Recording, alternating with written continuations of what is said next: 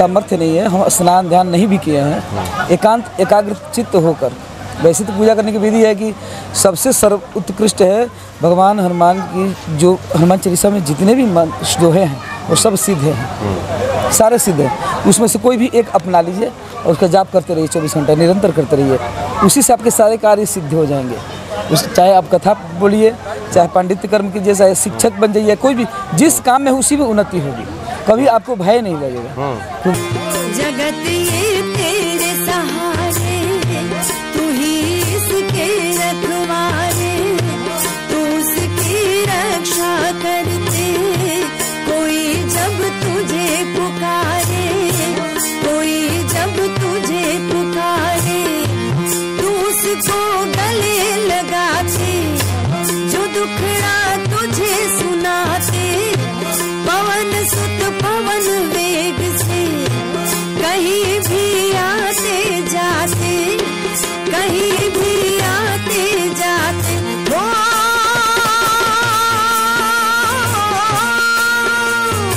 इस संसार की सारी दौलत तुझ में समाई है, याद हनुमान की आई है, याद हनुमान की आई है, याद आई है घटा संकट की छाई है, याद हनुमान की आई है, याद हनुमान की आई है।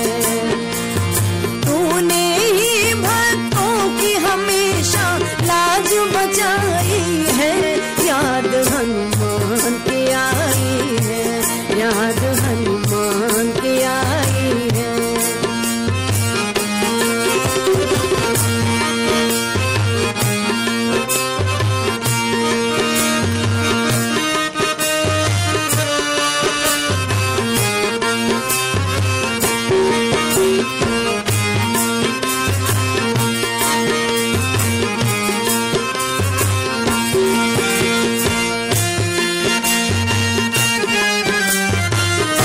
जय सिया राम।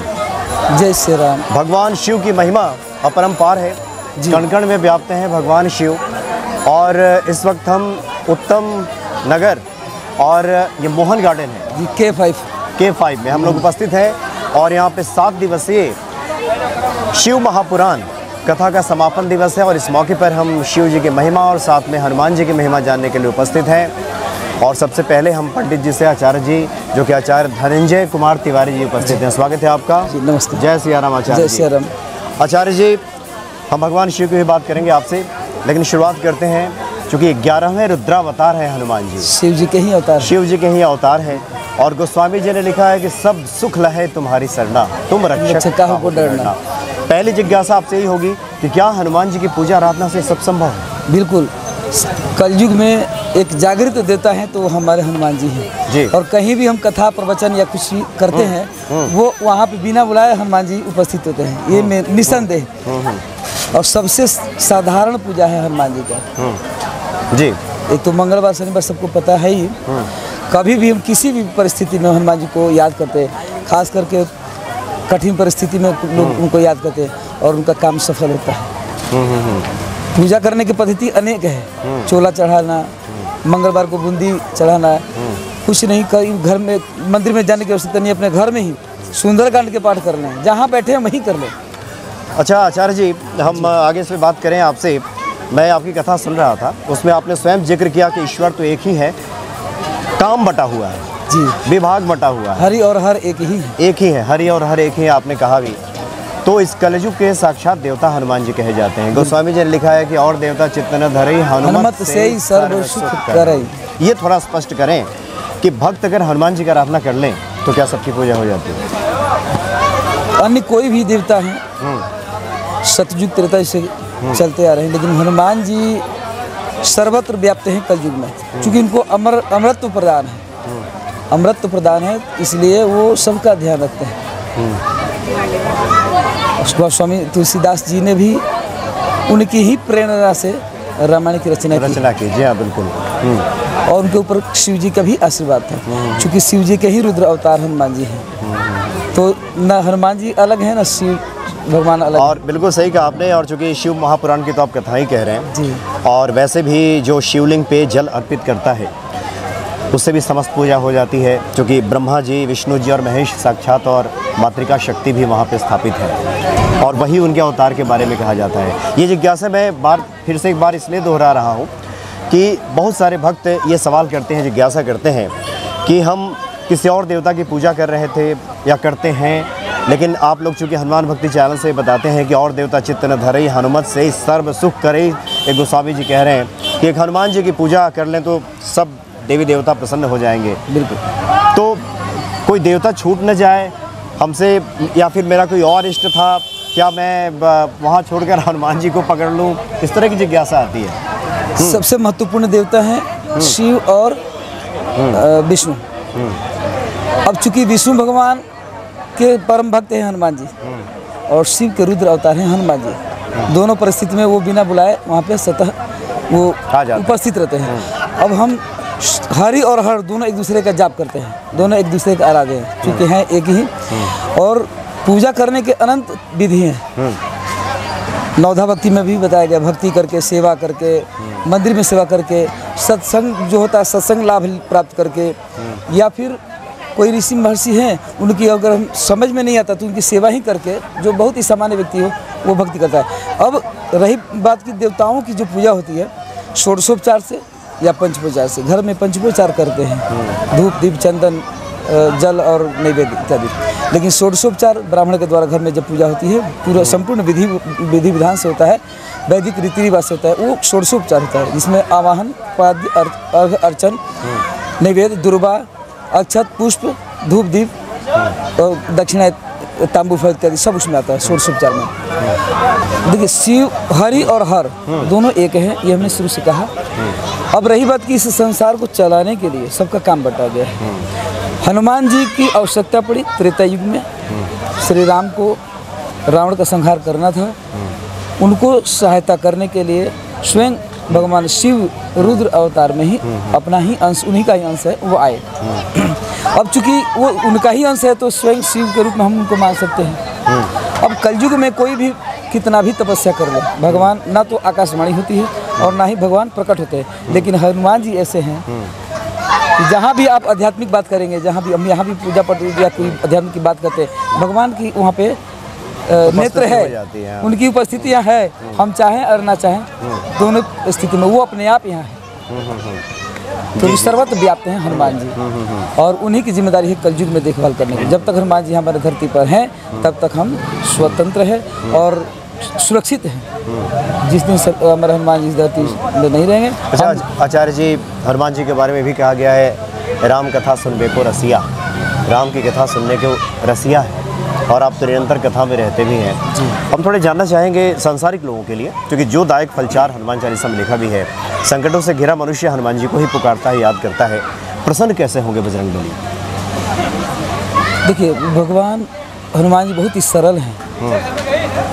अगर हमारे पास सामर्थ्य नहीं है, हम स्नान ध्यान नहीं भी किए हैं, एकांत एकाग्र चित्त होकर, वैसे तो पूजा करने की विधि है कि सबसे सर्व उत्कृष्ट है भगवान हनुमान की। जो हनुमान चालीसा में जितने भी दोहे हैं वो सब सिद्ध हैं, सारे सिद्ध हैं। उसमें से कोई भी एक अपना लीजिए और उसका जाप करते रहिए, 24 घंटा निरंतर करते रहिए, उसी से आपके सारे कार्य सिद्ध हो जाएंगे। चाहे आप कथा बोलिए, चाहे पांडित्य कर्म कीजिए, चाहे शिक्षक बन जाइए, कोई भी जिस काम में उसी में उन्नति होगी, कभी आपको भय नहीं लगेगा। क्योंकि हनुमान जी की प्रत्येक दोहा सिद्ध है और वो गोस्वामी तुलसीदास जी ने स्वयं कहा है। इसलिए सुंदरकांड पाठ हम जिस घर में करते हैं, वो भी हम करते हैं घरों घर में, उस घर में निगेटिविटी होती है वो दूर हो जाती है। उनके उन एक एक शब्द में शक्ति और ऊर्जा का संचार है। इसलिए बेहिचक लोग अपना आज कलयुग में सबसे सार्थक पूजा है सुंदरकांड करना, सरल और सामान्य पूजा है। हम नहीं कोई अगर वाद्य यंत्र है, कुछ भी नहीं है, हम 2-4 परिवार के लोग बैठकर कभी भी किसी भी समय कर सकते हैं। हाँ, स्नान ध्यान तो ये नित्य हम करते ही हैं, इसमें पूछने और कहने की आवश्यकता नहीं है। कुछ नहीं तो एक बूंदी या एक लड्डू भगवान को चढ़ा दें, और सामर्थ्य है तो खूब फूल माला, खूब बेलपत्र, वो सजावट का सामान लाएं, मंडप बनाएं, केले का थंब लगाएं, तो वो हमारी श्रद्धा है। श्रद्धा का कोई सीमा नहीं है, दान का कोई सीमा नहीं होती, और श्रद्धा दिल से होती है। कोई चीज़ हमें पूजा में अगर नहीं मिला तो हमें ये नहीं सोचना चाहिए अरे हम ये चीज़ नहीं जुटा पाए, भगवान स्वीकार कैसे करेंगे। यहाँ से हृदय से कमी नहीं होनी चाहिए, हृदय में पूर्ण रूप से समर्पण होना चाहिए। समर्पण भाव है, पूजा की कोई एक चीज़ घट भी गया तो भी भगवान प्रसन्न है और वो स्वीकार करेंगे। अच्छा आचार्य जी, बहुत से लोग जो विद्वान आचार्यों को बुलाकर के सुंदरकांड का पाठ कराते हैं जी, उनके लिए तो कोई मुश्किल नहीं होती है, लेकिन जहाँ पे पंडित जी सुलभ नहीं हो पाए तो कुछ ऐसी विधि है क्या, जैसे कोई अपने घर में करना चाहे तो हाँ कैसे, क्यों नहीं कर सकते। कैसे करें? हनुमान जी का एक फोटो रख लीजिए, अपने घर में एक माला अर्पण कर दिए, क्योंकि भगवान हनुमान जी जहाँ बुलाइए नाम लेने से ही आते हैं। कोई जरूरी कि उनका पूरा विधि विधान से मंत्र, जैसे अग्नि, हम बड़े बड़े यज्ञ में अग्नि का आह्वान किया जाता है, वो स्वतः अग्नि प्रज्वलित होती है, तो उसके लिए घंटों मंत्र उच्चारण किया जाता है और परिश्रम किया जाता है, आरुणि मंथन किया जाता है, तो अग्नि स्वतः प्रज्वलित हो जाती है। उस मंत्र में भी शक्ति है और आपके परिश्रम में भी वो दोनों का परिणाम होता है, तभी अग्निदेव वहाँ पे प्रज्वलित होते हैं, वो दिखता है। लेकिन हनुमान जी और या अन्य देवता दिखेंगे नहीं कलयुग में, क्योंकि वरदान का और आकाशवाणी की ये जो परंपराएं हैं ये सतयुग त्रेता युग तक थी, कलयुग में संभव नहीं, क्योंकि कलयुग में पाप की संख्या अत्यधिक हो गई। सतयुग के लोग कंप्लीट पुण्यात्मा होते थे, 100 में से 25% पाप बढ़ गया, त्रेता युग आया तो। मतलब इन चर्म चक्षुओं से वो देख पाते थे? जी हाँ, वो आजकल- तपस्या करके और अपने समक्ष पुकारते थे, तपस्या करते थे हजारों वर्ष, और भगवान को आना पड़ता था। लेकिन कलयुग में संभव नहीं, क्योंकि हमारी आयु ही छोटी है, तो अल्प आयु में हम ये संभव नहीं कि तपस्या करें और भगवान को बुला लें। यानी पहले मंत्रों में जहाँ आवाहन शक्ति से बुलाते थे, दुर्गे देवी यहाँ गच्छा, यहाँ तिष्ठा, हाँ। जो लोग कहते थे और देवी आ जाती थी। नहीं, वो तो हम एक मंत्र उच्चारण करके, ये कर्मकांड पूजा में हो गया। मैं तपस्या की बात कर रहा हूँ। जो तपस्या करते थे लोग, जिससे प्रणवाक्षर मंत्र है, ओम नमः शिवाय का जाप अपना ध्यान लगा के एकाग्रचित्त गुफा में या कहीं भी लोग एक शांत जगह देखकर और तपस्या करते थे, तो भगवान आ जाते थे। अब क्या है कि कलयुग में संभव नहीं है, तो अब अपने ब्राह्मणों के द्वारा, क्योंकि ब्राह्मण के अधीन मंत्र है और मंत्र ब्राह्मण के अधीन हो गया, और मंत्र के अधीन सभी देवता हैं और देवताओं के अधीन यह जगत है, यह संसार है। तो ब्राह्मणों के द्वारा घर में इसलिए बुलाकर मंत्रोच्चारण करके और पूजा पाठ करवाया जाता है कि उस मंत्र उपदेश करते हुए भगवान को, एक हमारे श्रद्धा पूर्वक भगवान आए, और हम मानते हैं, माने तो देव नहीं तो पत्थर। अगर हमारे में श्रद्धा भाव है तो इसमें भगवान है, और श्रद्धा भाव नहीं है तो ये मिट्टी का एक कलश है। ये अपने श्रद्धा के ऊपर है। और विश्वासम फलदायकम, विश्वास है तो ही फल मिलता है, विश्वास नहीं है तो फल नहीं फलित होता है। अच्छा आचार्य जी, ऐसे कहा जाता है, बातें आती हैं कि ये तो कोई व्यक्ति संत तब बनता है, ईश्वर करीब तब जाता है जब कम से कम उसके 3 जन्मों की पुण्य की यात्रा होती है, तो वो इस प्रगति के पथ पर चलता है। हम भक्तों कल्याण के लिए आपसे कुछ जानना चाहेंगे, ईश्वर के कृपा पक्ष को, हनुमान जी के, शिव जी को आपने कभी महसूस किया हो और या कुछ बताना चाहें? जी बिल्कुल, हम महसूस किए हैं। बाल्यकाल से बहुत संघर्षशील बचपन बाल्यकाल रहा। संघर्ष का मतलब केवल पढ़ने लिखने में, कैसे भी हम कुछ करना चाहिए, क्योंकि बचपन से हम यही कविता पढ़े कि कुछ काम करो जग में रहकर कुछ नाम करो। इस बात को हमेशा मस्तिष्क में लेकर हम पलते रहे। कौन ऐसा कार्य है कि मैं नहीं कर सकता, बस ये हमारा हमेशा बचपन, क्योंकि हमारे परिवार का, हमारे पिताजी का, घर में सबका ये था कि पढ़ना है, जो पढ़ता है वही आगे बढ़ता है। शिक्षा का दूसरी बात, संयोग बनता नहीं था, शिक्षा से जुड़े रहे, तो हमें ये भगवान की कृपा थी। हमें मालूम नहीं था कि कब हम कथावाचक बन जाएंगे या कब हम ये धर्म में जुड़ जाएंगे, क्योंकि मैं पहले शिक्षक था। अच्छा। विद्यालय में पढ़ाया हूँ, 27 साल ट्यूशन भी पढ़ाया हूँ, घर में होम ट्यूशन भी दिया। लेकिन ये कैसे हो गया मुझे खुद पता नहीं। एक एक करके, चूँकि अपने अंतरात्मा में था कि मैं एक आध्यात्मिक था, पूजा पाठ ऐसे ही करूँगा, पंडित बन के नहीं, ऐसे ही करता था। वो धीरे धीरे वही नियति बन गई, और नियति बनते बनते भगवान की कृपा हो गई।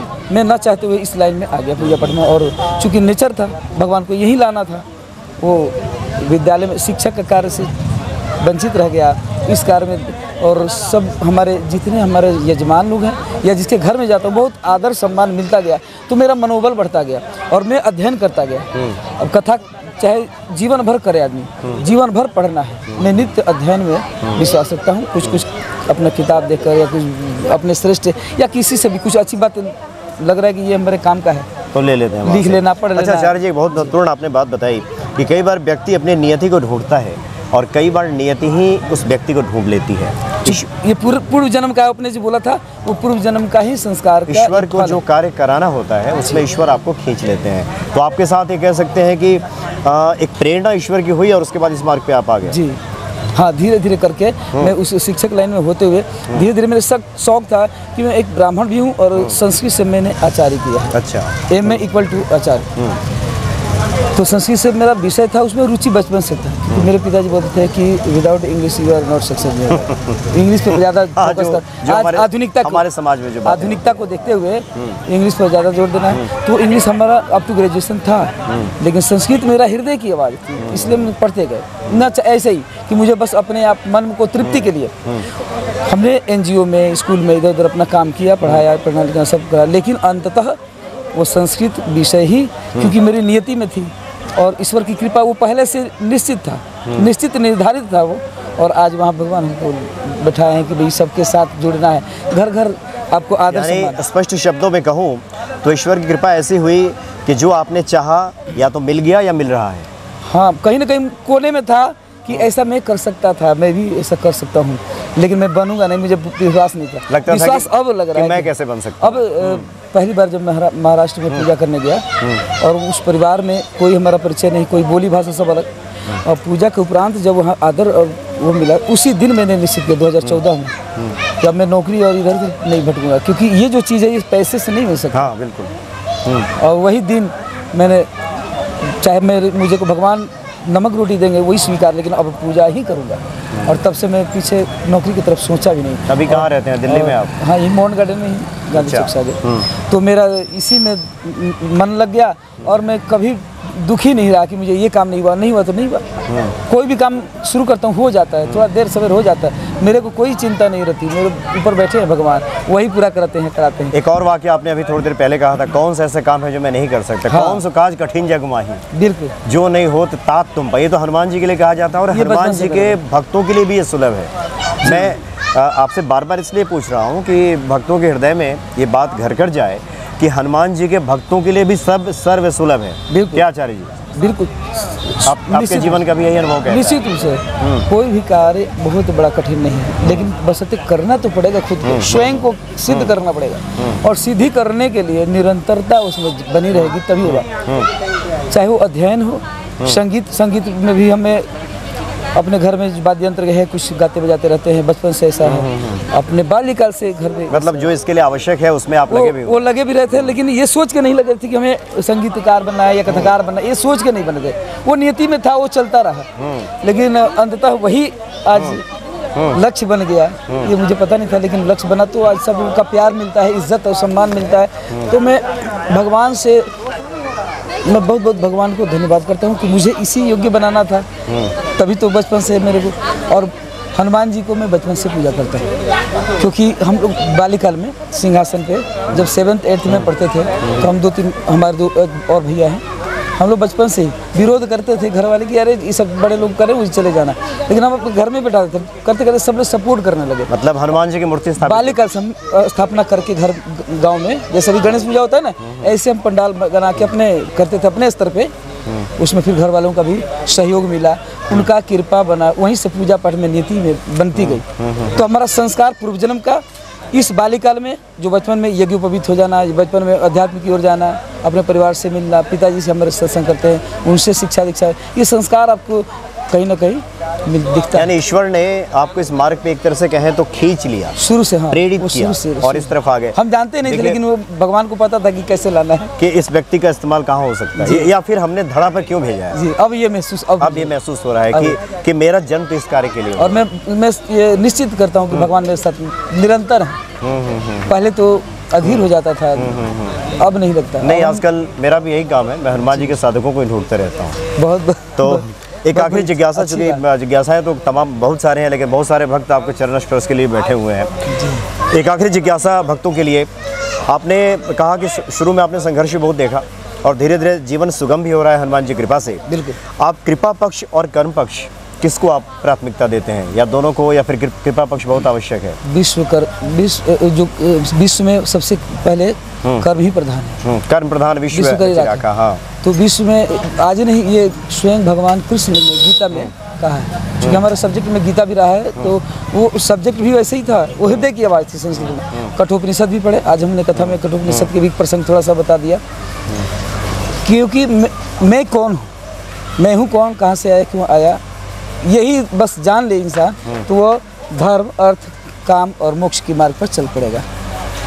तो ये भगवान की कृपा ही थी, और करते करते इस नियति में हम आए। और पता नहीं होता, हमें नहीं पता होता है, लेकिन भगवान ने पहले से रचना रची हुई है, लेकिन उसके लिए आपकी नियति बनी होनी चाहिए। तो पूर्व जन्म का संस्कार और परिवार का शिक्षा संस्कार और अपना जो दोस्त या जो होते हैं ना अपने आसपास, जो अच्छे लोग मुझे मिलते गए, उनके हमेशा आशीर्वाद, बड़ों का और अपने मित्र बंधु का रास्ता आसान होता गया, और सब लोग सपोर्ट, मनोबल बढ़ाते गए। और जहाँ जिस घर में जाते हैं उस घर के सब लोग मुझे बहुत आदर देते हैं। तो मैं पूजा पर बैठता हूँ तो मैं केवल भगवान को देखता हूँ और मैं अपने आप को देखता हूँ। वहाँ दक्षिणा क्या मिलेगा, क्या व्यवस्था है, कि छोटा घर है कि बड़ा घर है, मुझे इस पर कोई ध्यान नहीं जाता। मेरे को ध्यान जाता है कि मैं सामने भगवान के बैठा हूँ और मैं हूँ, बस जितना हो सके अच्छे से। तो आचार्य जी ने आप काफ़ी अच्छी बातें बताई, और बार बार मैं जिज्ञासा आपके सामने इसलिए रखता गया क्योंकि भक्तों के हृदय में बात विश्वास कर जाए कि जो ईश्वर का साधक है, हनुमान जी का भक्त है, एक तो हनुमान जी उसको सन्मार्ग पे, कुमति निवार सुमति के संगी बना ही देते हैं, सन्मार्ग पे लाते हैं, आपके जीवन को सुगम बना देते हैं। अगर हनुमान जी के सच्चे मन से आराधना की जाए तो इसमें कोई दो राय नहीं है कि हनुमान जी कृपा प्राप्त नहीं होगी। तमाम देवताओं को पूजिए, लेकिन हनुमान जी को बात फिर से मैं वही बात दोहराऊंगा, हनुमान जी बहुत ही सरल और सर्वत्र व्याप्त है हनुमान जी कलयुग में, इसलिए हम उन्हें कभी भी किसी भी वक्त बुला सकते हैं। अगर सामर्थ्य हो तो खूब श्रद्धापूर्वक उनकी पूजा की जाए, षोडशोपचार की जाए या पंचोपचार की जाए। अगर कुछ भी सामर्थ्य नहीं है तो केवल भगवान का नाम लिया जाए, हनुमान जी का, तभी कल्याण भी कह दिया जाए। प्रेम से बोले से वीर पुत्र सुत हनुमान की जय, बजरंग बली की जय। आचार्य जी बहुत बहुत धन्यवाद आपका, चूँकि आप 3-4 घंटे कथा कह के उठे हैं। अगली मुलाकात अगर हनुमान जी ने संयोग बनाया ऐसा तो और विस्तार से हम पुनः मिलेंगे, भगवान शिव और हनुमान जी भी आपसे बात करेंगे। बहुत बहुत धन्यवाद आपका। बहुत बहुत धन्यवाद, और सभी को जय हनुमान, जय श्री राम।